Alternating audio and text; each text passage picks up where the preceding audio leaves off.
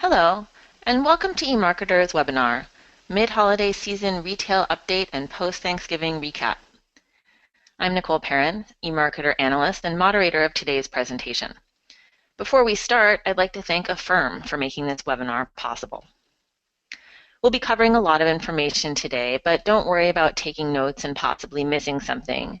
Tomorrow we'll email you a link to view the slides and the full recording. If you have questions during the webinar, please send them our way. We'll have a Q&A session following the main presentation. We also encourage you to participate by tweeting. The webinar hashtag is EMWebinar, and that's at the bottom of many of today's slides. Hosting today's webinar is eMarketer retail analyst Yori Wormser. His recent reports include predictive analytics for retail, U.S. holiday season retail e-commerce preview 2016, and back-to-school shopping preview 2016. And now I'd like to introduce Yori Wormser. Thanks, Nicole, and thanks everyone for joining us today. This is the first time we've done this mid-season review of the holiday season, and it's been really interesting to see what it's uncovered. There's a lot to talk about, so let's dive right in. During the course of this webinar, I want to cover these 6 questions. First of all, how accurate was eMarketer's holiday forecast from September, and are we still confident in it? Secondly, how are multi-channel retailers faring against Amazon, and what are they doing to compete against it? Next, how are retailer strategies affecting consumer buying patterns? Next, we're going to talk about, is mobile living up to its predicted growth? We'll also talk about what products are selling well, and lastly, what should we expect for the remainder of this season? That's a lot to cover, so let's dive in. We'll start with the first question. How is eMarketer's forecast holding up? Back in September, we projected online sales to grow 17.2% for November and December. That's a really high figure, and it indicated our expectations for explosive growth in e-commerce for the season. U.S. e-commerce hasn't performed that well since 2011, when we were still recovering from the Great Recession. In terms of total retail sales, we expected a moderate 3.3% increase back in September. So how do these numbers look right now? The short answer is that we're basically on track for these figures. But a lot has happened since September, and for our purposes, 3 stand out. First, there's the economic performance in Q3 and Q4. There's also the election, and finally, Thanksgiving Day and the whole weekend launched the core holiday shopping season. Each of these 3 have an impact on retail and e-commerce performance, and although they're basically netting each other out, they're still important to review. Let's first look at economic performance in September. Among other data points, we create our e-commerce forecast using a model that incorporates current and projected economic performance. The data we had back in September showed decent growth for the remainder of the year. In fact, the actual figures for Q3 came in a touch above what we had expected, especially after they were bumped up in a revision a few weeks ago by the Department of Commerce. And the strong economic news in the immediate also continued in the immediate run-up to the holidays. In October, incomes rose 0.6%, the best increase since April, and there was a 1.4% increase in spending on non-durable goods. In November, the job market was also strong, and the unemployment rate fell to 4.6%. Although this number can sometimes be misleading because people drop out of the workforce or only work part-time, I think it's a fairly accurate reflection of where the labor market is right now. The wider U6 unemployment rate, that's another category that the government has, that includes underemployed workers as well as unemployed workers, also fell to 9.3%, which is an improvement of 0.2 percentage points over October. So all in all, the economy is doing pretty well on most fronts. And you can also see that reflected in these consumer confidence numbers. In November, consumer confidence, as measured by the Conference Board, hit a 9-year high of 107.1. The last time confidence was that high was in July 2007, when it hit 111.9. And that was just a month or 2 before the recession really started. In terms of shopping, even more important than how the economy is actually doing is how people think it is doing. If people are optimistic and hopeful about the economy, they'll tend to buy more. So this high confidence level is good news all around for retailers. I also want to point out in October, the confidence level fell to just over 100. In part, that October dip reflected the presidential campaign. Some of the rhetoric from the campaigns, and especially Trump, asserted that the economy was not doing well, and I think that had a negative impact on confidence levels. The consumer confidence numbers in general are a good segue to the election. Generally, elections produce a pre-election slump where people focus on politics and deal with the uncertainty of not knowing who the winner is going to be. Then after the election is decided, there's usually a post-election bump. This year's election followed the same general pattern, but the slump was deeper and the bump came a bit later. I think that had a lot to do with the vitriol of the campaign and the shock by a lot of people at the outcome. And I think that was confounded in a way by the fact that Trump hadn't articulated a clear-cut economic policy before the election.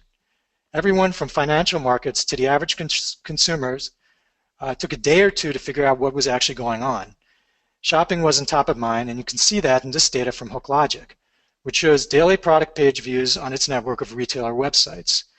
The big dip on election day isn't surprising. That happens most elections.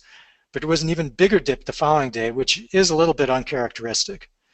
By the Thursday after the election, people were shopping again and things were back to normal. In fact, there was a real bounce back, not just in shopping, but in the financial markets as well. But the lead up to the election and the big dip around the election day had a broad effect on sales in the first half of November, and particularly e-commerce sales. According to data from Adobe, online sales on its network grew just 1.35% for the first half of November. And that actually is way below what we had expected. So the election, it definitely nudged down our expectations for aggregate sales for this season, and particularly for e-commerce. But then came along the Thanksgiving weekend, which had really solid e-commerce numbers. The average consumer in the annual Gallup tracking poll reported spending $128 over the Thanksgiving weekend, up from $116 last year. The growth in spending and shopping, however, was not happening in stores. Foot traffic was down about 1% for the weekend. These figures were actually not as bad as the foot traffic numbers from early in the year, when traffic dropped around 5 or 10% on a monthly rate, really pretty much every month between January and July and August. And they weren't as bad as they were last year, when traffic dropped about 5% over the Thanksgiving Day weekend compared to 2014. But still, the drop is significant. And they were enough to lower sales in stores on Thanksgiving Day and Black Friday. According to Retail Next, sales fell about 5% during the weekend, or actually during Thanksgiving Day and Black Friday. A lot of people chose to skip shopping in stores this year in favor of shopping online. A survey by InfoScout of Amazon Prime members showed that only 59% intended to shop in stores on Black Friday, down from 65% last year. And an NRF survey conducted just before Cyber Monday showed that online shoppers outnumbered in-store shoppers by 4 percentage points. It's a pretty remarkable finding, but at the same time, it's not all that surprising. I was one of the people who stayed home. I didn't want to deal with the crowds. Instead, I just got up in the morning, sat with my wife in the living room, and shopped for my kids for the presents for the holidays. It's actually a pretty pleasant experience, and really, it wasn't a close call for me, and I bet it wasn't for a lot of the people on the line as well. And that's a really significant change from the way it's been in the previous years. And as a result of this shift, e-commerce numbers were up sharply over the weekend. The most reliable early figures came from Adobe and Comscore, and both showed steep e-commerce growth, especially on Black Friday, when sales increased 21.6% on the Adobe network and 19% on sites monitored by Comscore. And those Comscore numbers only cover e-commerce on desktops. If you include mobile as well, sales were up 24% on Black Friday and 20% on both Cyber Monday and Thanksgiving Day. These are huge increases, especially for Black Friday, which is now nearly equal to Cyber Monday as an online shopping day. But the strong e-commerce numbers aren't uniformly good news for omnichannel retailers. Higher e-commerce often has a negative impact on total retail sales because people tend to buy fewer items spontaneously when they're shopping online as opposed to in stores. You can get a sense of this from Branding Brand's survey of US smartphone users. Only 19% bought the majority of their items spontaneously over Cyber Weekend. Online retailers and advertisers are working on improving discovery online. You can see that in all types of tools that places like Facebook and Google are coming out with. But as of now, as of today, it still can't match the in-store experience of browsing through aisles. So let's review the effects of these 3 points on our forecast. The strong September to November economic performance puts upward pressure on growth in our model, but the election effect largely negated that boost. Thanksgiving weekend, and particularly Black Friday, on the other hand, looked really strong for e-commerce, but probably a little less so for total retail than it did for the online numbers. The net effect of all of this is that our forecast looks basically on target. Having said that, though, and especially seeing the numbers on Black Friday, when it's all said and done at the end of the season, I wouldn't at all be surprised to see e-commerce numbers slightly exceed our expectations, while total retail numbers slightly fall short. But overall, we're sticking with the 3.3% for total retail and 17.2% for e-commerce growth. So what's causing this big burst in e-commerce sales? Part of the story is mobile, and I'll talk about that in a couple of minutes. But the other factor is Amazon and the big counterattack launched against Amazon by a lot of retailers this season. Let's start with some context. Amazon has been laying waste to online retailers for the past several years. This data comes from the Institute for Local Self-Reliance, and it shows that Amazon's share of e-commerce has more than doubled over the past 5 years. This figure includes both Amazon's own sales as well as those of other retailers on Amazon's marketplace. Moreover, Amazon is becoming a leading product search engine. In a survey this fall by Bloomreach and Servata, half of US internet users started their product search on Amazon, and that's far more than started with mobile search, with a mobile search engine or a retailer website. Early data from this holiday season showed that Amazon accounted for 37% of total e-commerce sales in the US. Again, this figure accounts for both its own sales as well as those on Amazon Marketplace. So Amazon is just on a roll right now when it comes to online retail.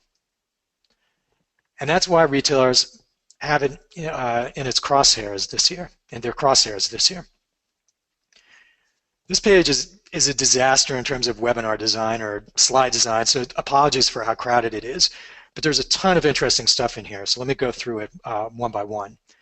The upshot of it is that retailers have cut prices and advertised more aggressively this year on digital channels compared with previous years, and they're doing that to compete with Amazon during the first part of the holiday season.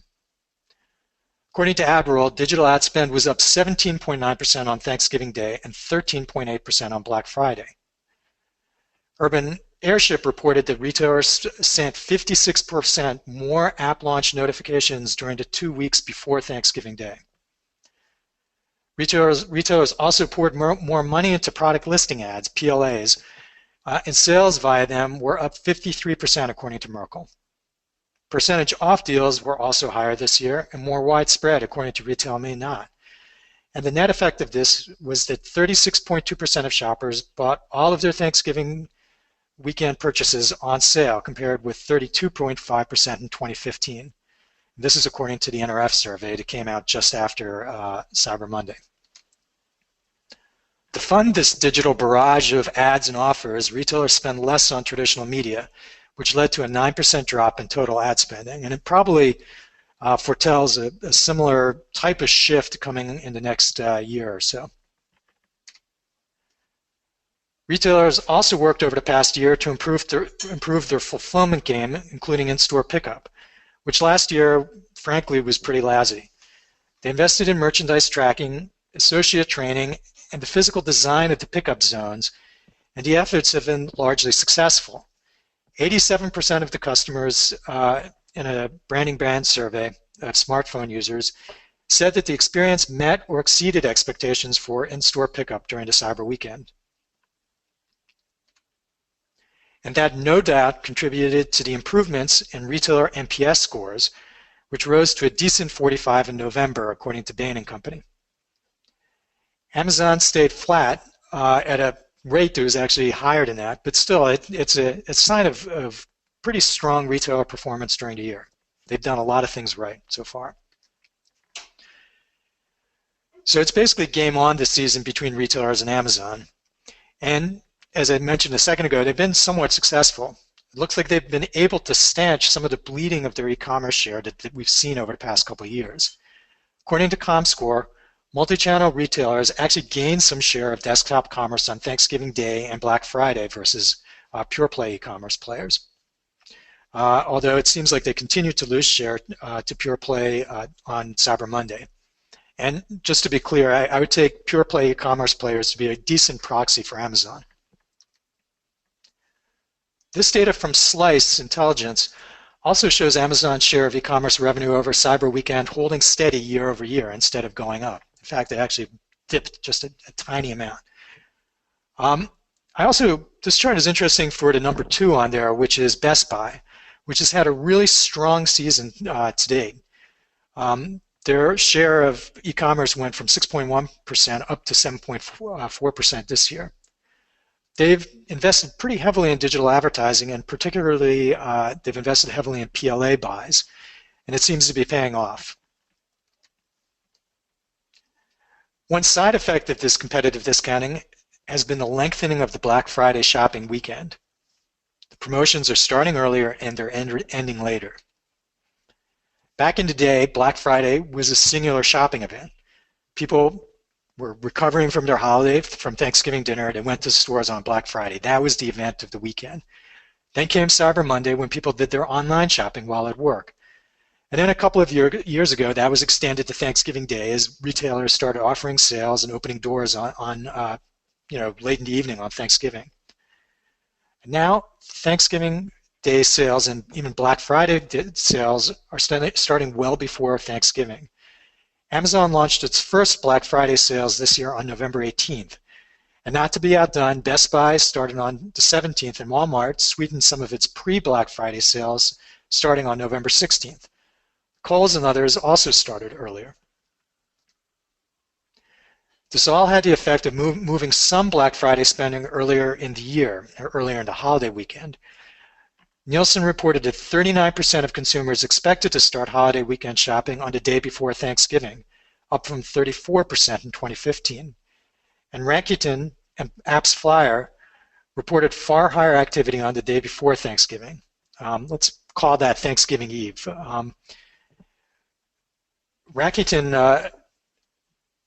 Rakuten saw same-store online sales increase by 37% on Thanksgiving Eve, year over year. And Apps Flyer reported 54% higher performance for in-app shopping events compared with a normal Wednesday. So Thanksgiving Eve is really becoming an event in its own right this year, and will likely continue to be that in the future. Retailers are also extending the season on the other end of the weekend. You can see that from these screenshots, all taken from websites in the week after Cyber Monday. All of these retailers had deals that lasted not just a few days after Cyber Monday, but really into the weekend. I'm starting to think of Cyber Monday less as a grand finale of the Thanksgiving weekend sales blitz and more as a pinnacle in a 2-week sales stretch, or probably more accurately as the launch of a secondary sales week, which some retailers are in fact calling Cyber Week now. In fact, I saw that ComScore noted that the 7 days starting with Cyber Monday and through this past Sunday were the first ever Monday through Sunday stretch where each day surpassed 1 billion in online sales. There's one more point that I want to make about Cyber Monday, and that's that although it was originally intended as a way for shoppers to use their work computers to shop online, it's really changed now. Now that broadband is ubiquitous, the peak shopping hour is actually in the evening. It depends on platform. Netflix had it from 7 to 8, and HookLogic had it from 8 to 9, while Bloomreach had it at around 6:30. But the peak shopping hour on all of these networks is evening. The precise peak varies, but Cyber Monday is much more of an at-home event than it once was, and certainly is not primarily an at-work event. And I bet a lot of that has to do with the fact that people are using their phones and their laptops in the evening to shop for sales. The past couple of years has seen big jumps in m-commerce, and this year shows no signs of stopping this trend. To the contrary, in September, eMarketer revised upward our expectations for U.S. retail m-commerce sales growth to 43% year over year. And the bulk of that growth is coming from smartphones.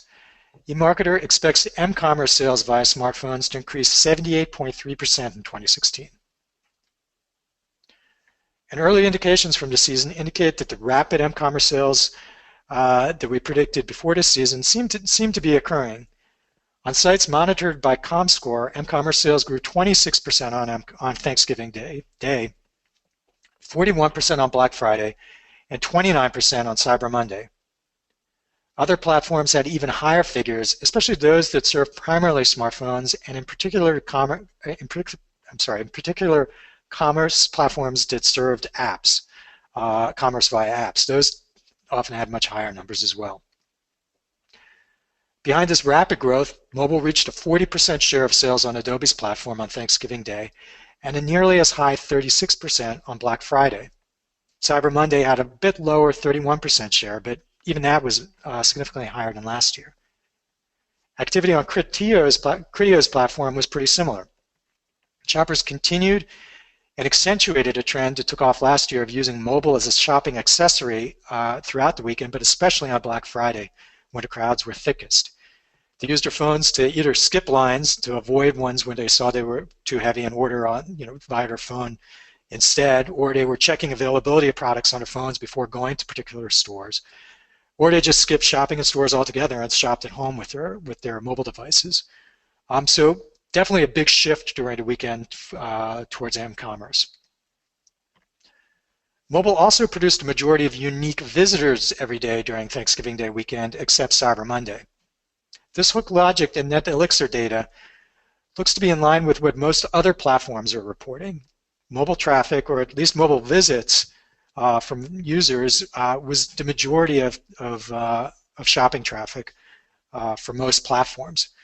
And if you focus specifically on traffic, repeat visitors or visits that came within a discrete visit, those numbers were even higher on some platforms.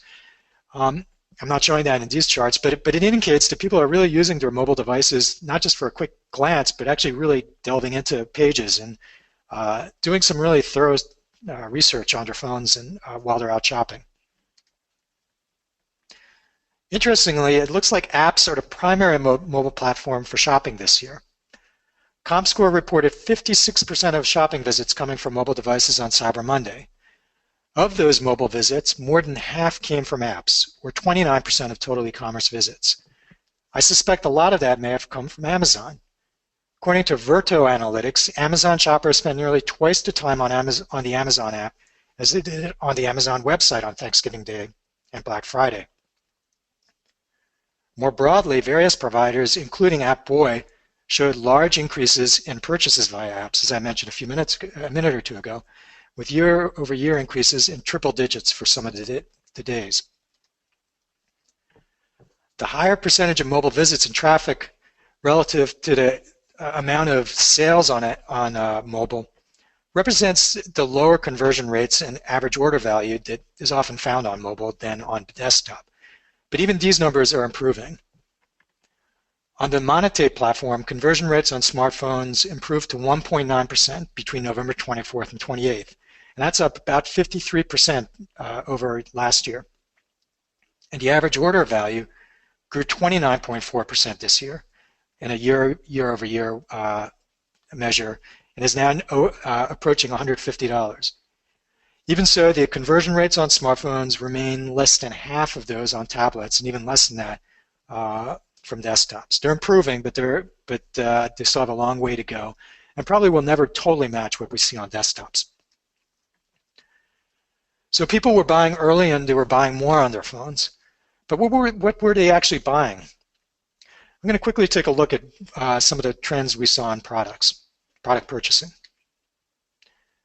According to Branding Brand survey of smartphone consumers, apparel was the most common online purchase during the holiday week at 43%, followed by toys at 39% of respondents. NRF, with its own survey of shoppers in general, saw a fairly similar breakout, with apparel leading at around 50% and toys into 30s.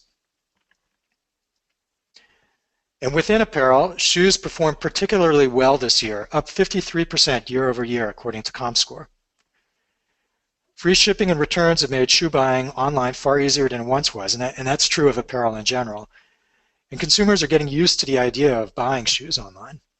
But I also think that shoe merchants and shoe websites have done a particularly good job of merchandising their items and displaying them in a way that let people really understand what they're buying. I think they're some of the more engaging sites out there, and it shows in their performance. In terms of toys, the leading toy is Hatchimals, followed by Nintendo, Shopkins, Lego, Paw Patrol. Nintendo Classic Edition, Pokemon cards, Barbie, Our Generation, and Xbox One. These are all items that were searched on HookLogic's on retailers' sites that are on HookLogic's platform. They're using HookLogic for search and for ranking. So it's a pretty good indication of what people are looking for.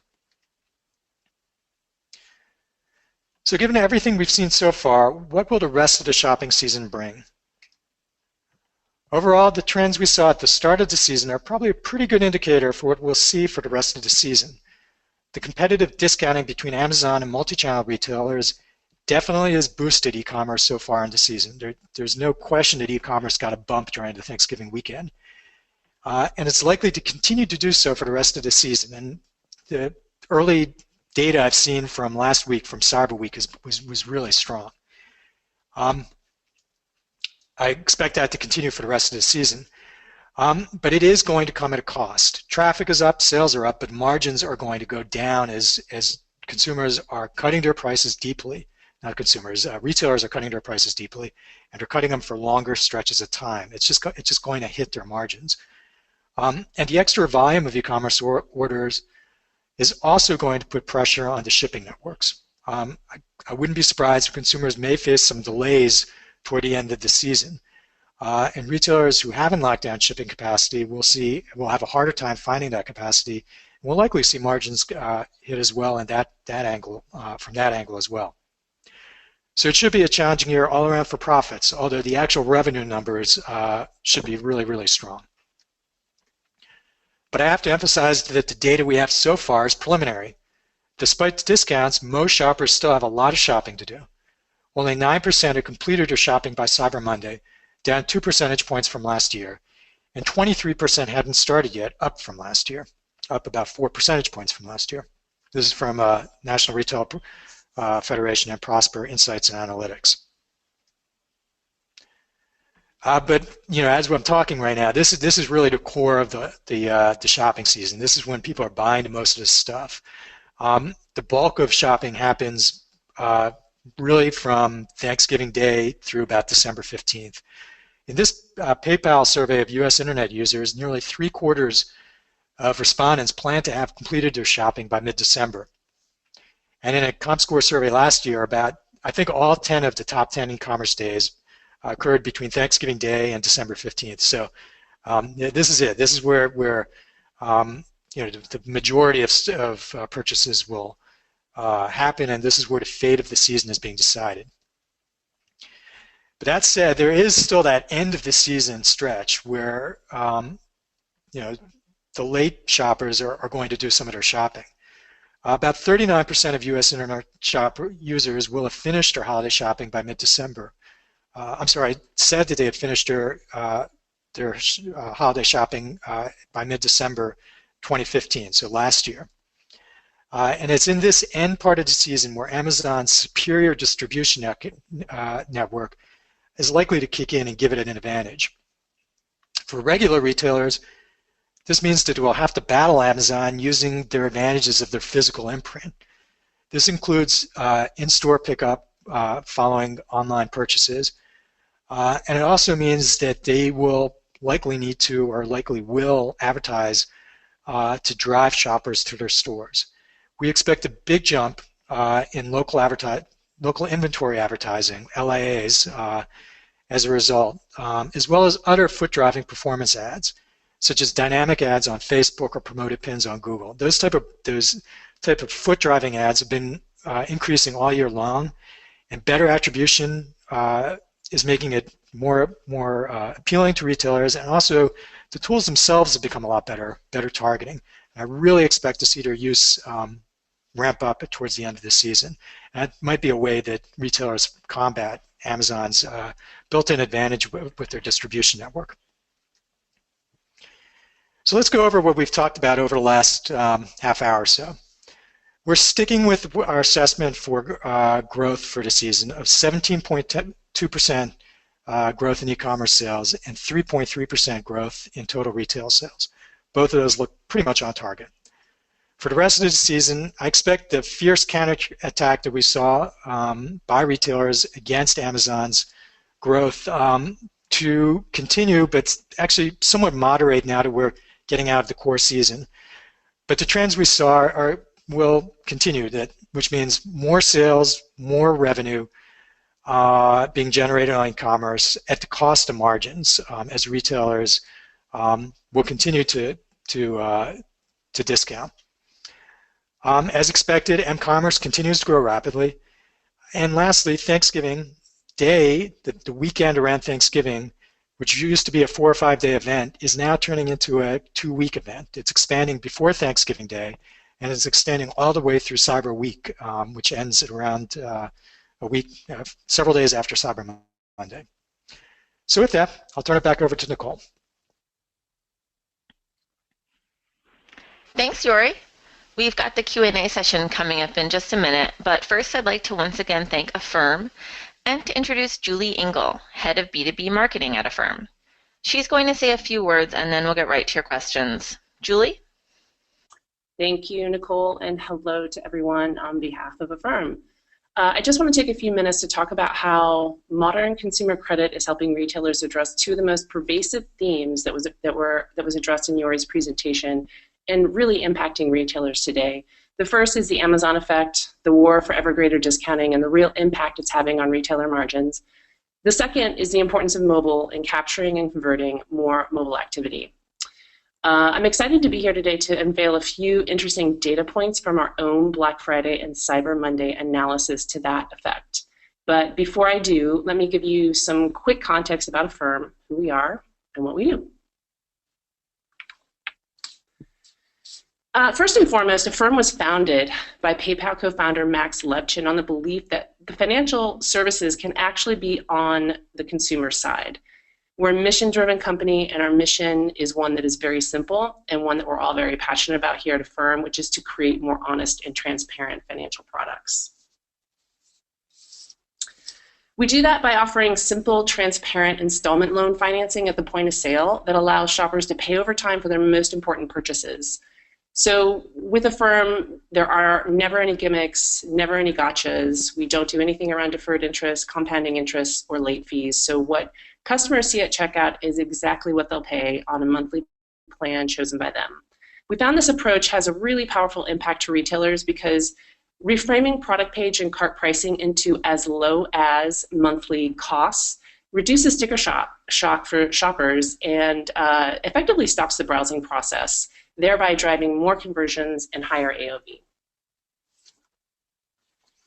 And the results are the proof. On average, our retailers see a 75% increase in average order value and a 25% lift in conversions.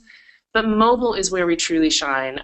Mobile performance in the industry as a whole is up across the board, as you already mentioned.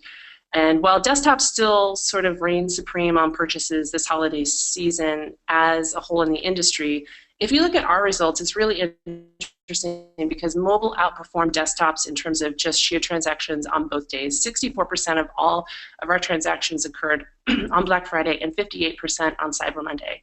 somewhat counterintuitively, I think it's interesting to note that there were more mobile transactions on Black Friday than Cyber Monday, and just a slight difference to the peak shopping volume on Cyber Monday than what you already mentioned is ours peaked between 10 and 11 p.m.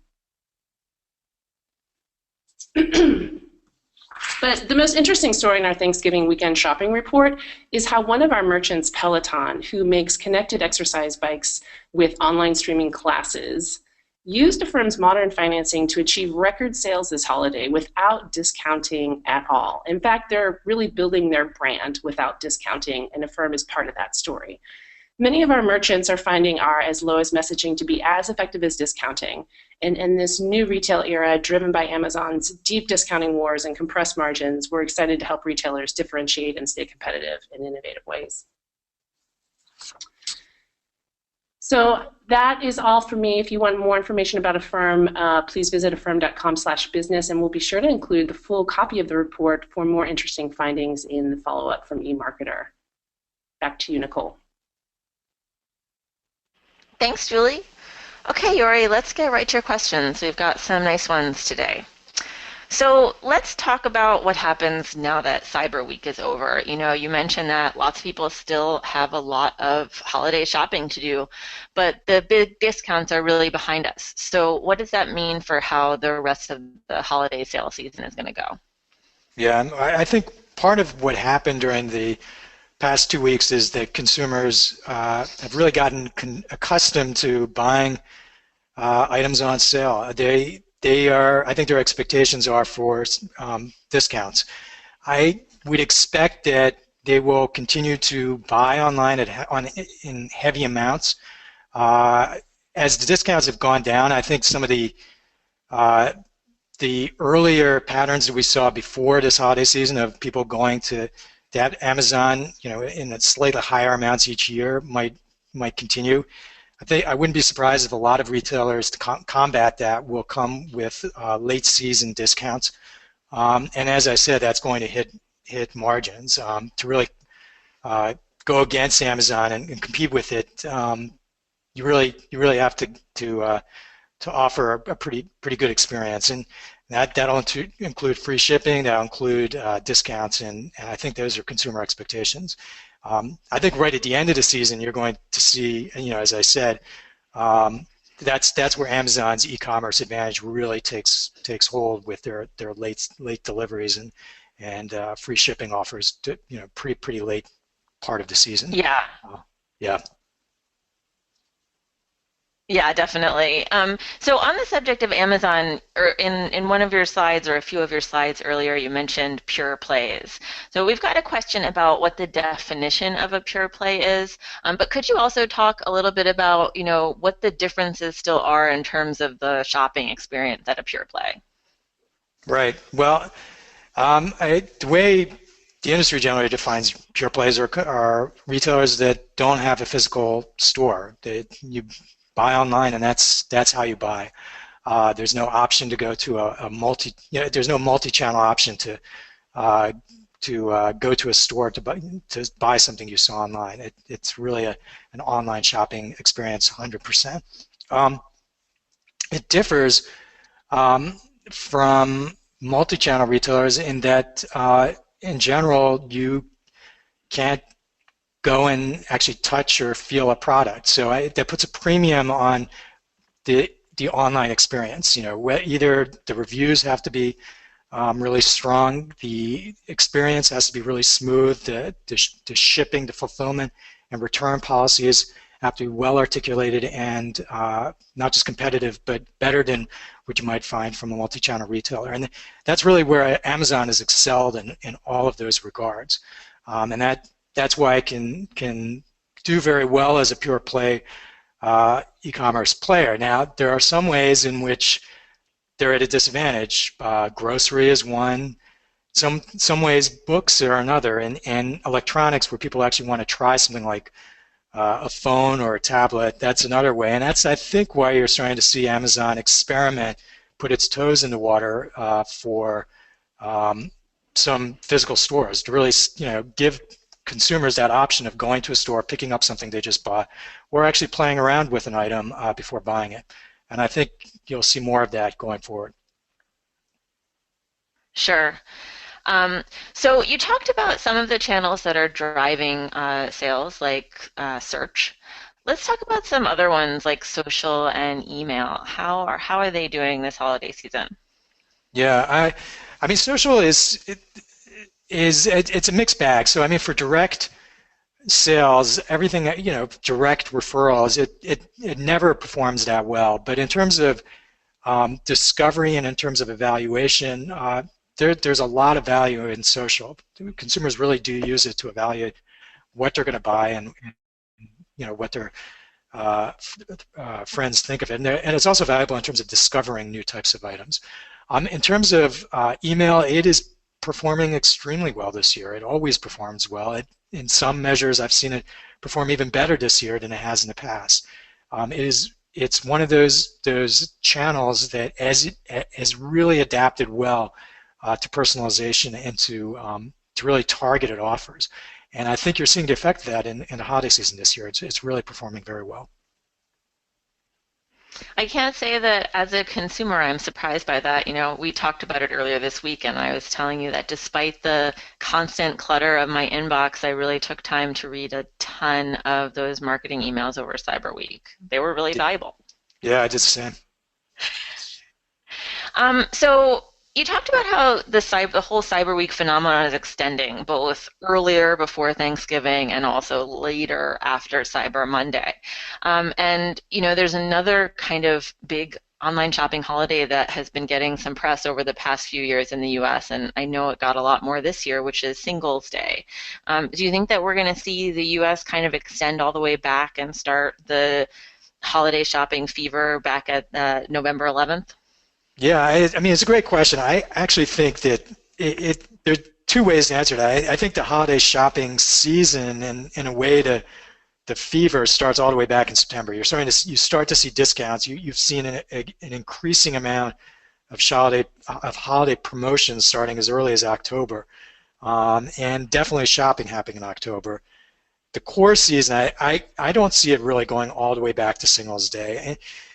We saw numbers, some pretty encouraging numbers for Singles Day this year. From what I've seen, most of that traffic, most of that shopping is coming from abroad. People from overseas shopping on U.S. sites on Singles Day, and I think that's where the bump comes from. I have not seen it really becoming a major launching pad for holiday season sales this year in the U.S. for U.S. consumers.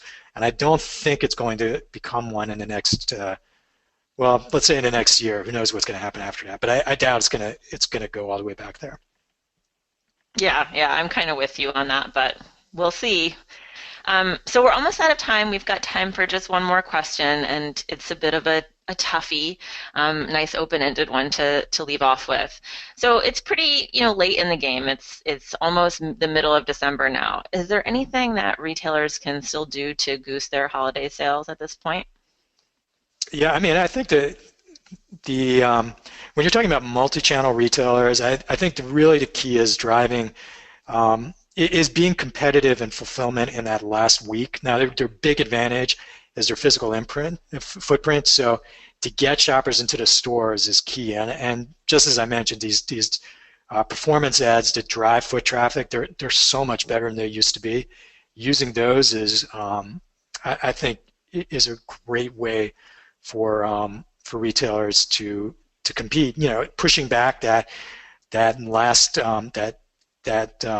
date for the last delivery, the last order before for guaranteed delivery. I think that's always useful, but I think those things are fairly locked in at this point.